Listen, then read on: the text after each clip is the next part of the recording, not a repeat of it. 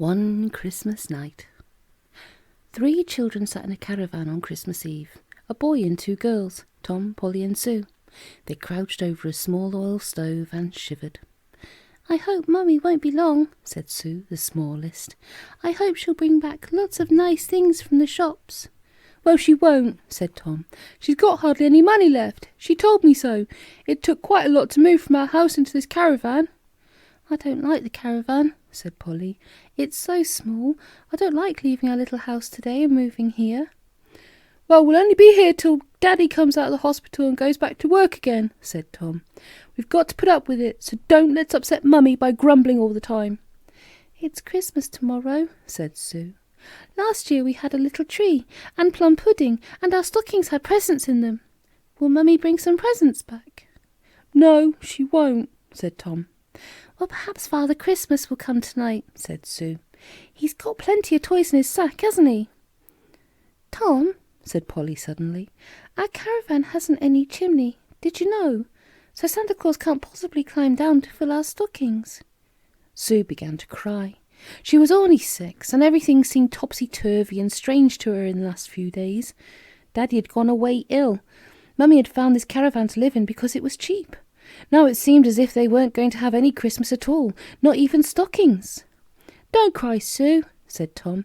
"You'll only make Mummy unhappy, and she's very worried already. Polly, can't we do something to help a bit? What about that pile of clothes over there? Couldn't we wash them for her?" "Yes, we could," said Polly, getting up.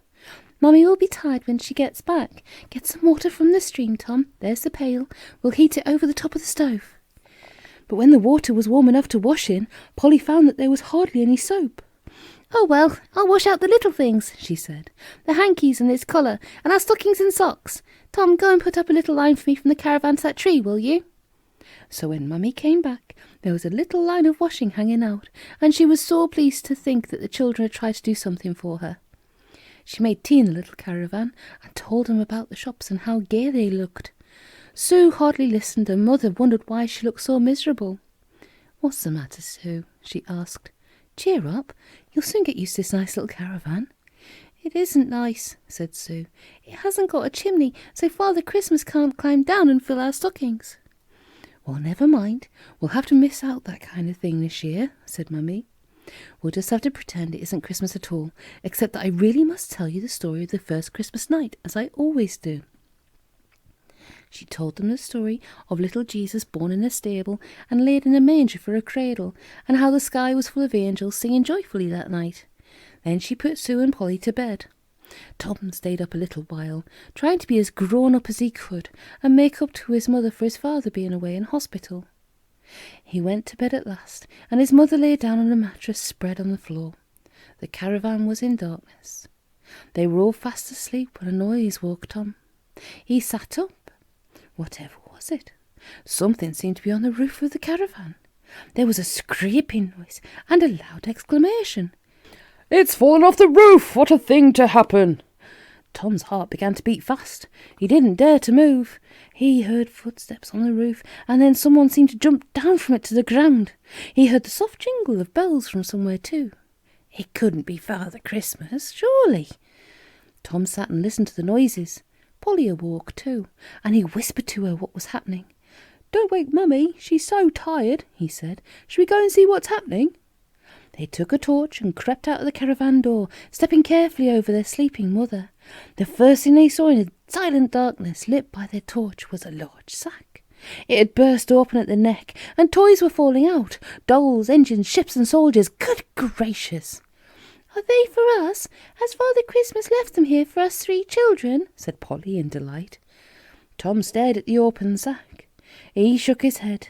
"No. Do you know what I think happened? Father Christmas landed on our roof, couldn't see a chimney, and dropped his sack off the roof while he was looking for one."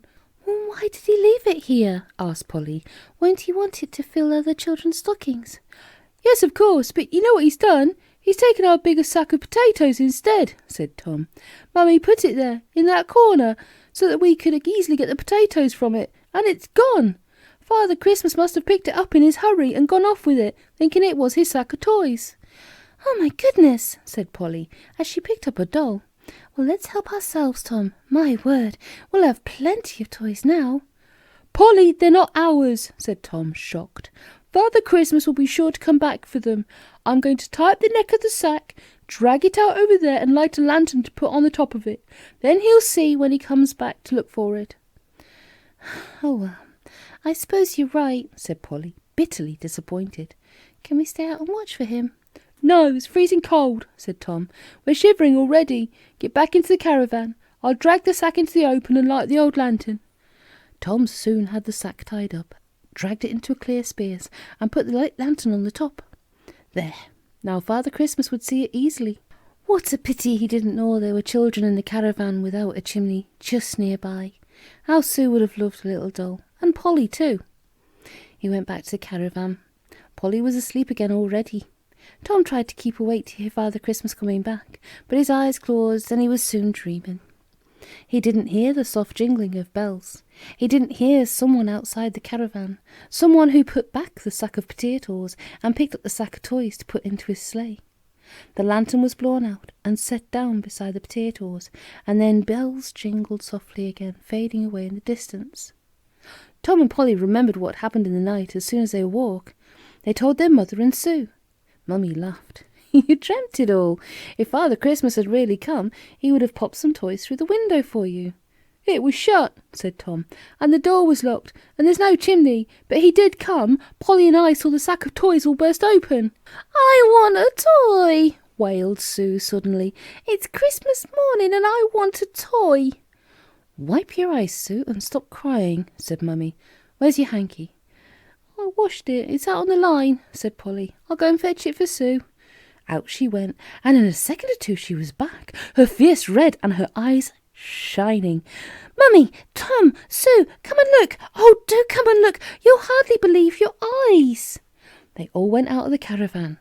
Polly pointed to the little washing line that Tom had put up. On it were the things that Polly had washed, a collar and hankies and stockings and socks belonging to them all. Look, every stocking on the line has got something in it, cried Polly. Sue, this sock of yours is full of sweets, and this one has a doll. Tom, this stocking of yours has an engine. Feel! Mummy, your stockings have got something in it too. Oh, look, isn't it wonderful? Polly was right. Every sock and stocking was filled with something, and will you believe it, there was a little purse full of money for Mummy. She could hardly believe her eyes. Polly had a doll, a book, a tiny workbox, sweets and all sorts of things. Sue had a whole crowd of little farm animals besides her doll, and as for Tom, he had just the things he wanted. There was a tiny note in one stocking, and Mummy read it aloud. Thanks very much for leaving my sack lit up for me.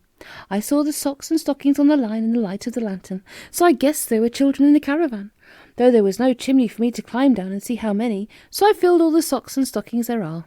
Happy Christmas from your loving F.C. Mummy, we told you it was true he came last night, said Polly. Oh, Mummy, what a good thing I did that bit of washing for you yesterday and hung it on the line. If I hadn't, Father Christmas would have never known there were children in the caravan. They had a wonderful Christmas after all. The caravan was warm and cheerful, and all the toys made a splendid show. Best of all, there was plenty of money in Mummy's little purse to buy lots of lovely things when Christmas was over. And now Polly has a message to send to all children whose homes have no chimney. Just hang up a few stockings on your washing line and see what's there in the morning.